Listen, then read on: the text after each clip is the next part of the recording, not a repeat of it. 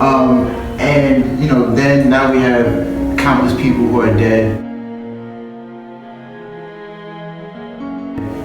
It's all over CNN for weeks. But if we never had taken these refugees in the first place, then we wouldn't have to deal with any of these problems.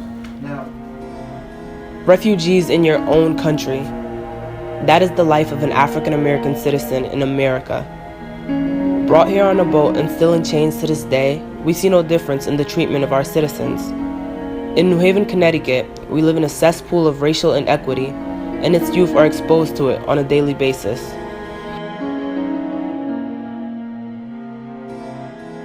From cases like Amir Holland, a youth accused of robbing a Yale professor, to high school students being racially profiled by police, we see no end to these atrocities.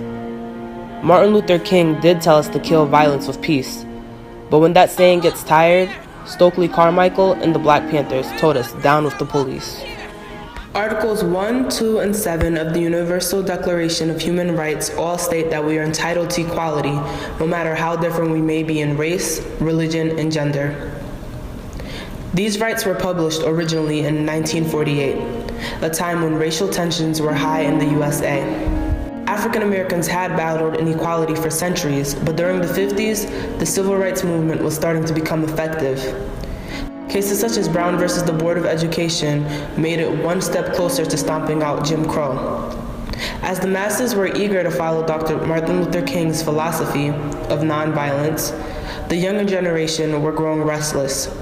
There was no change, and they did not have the patience that their parents had to continue to wait.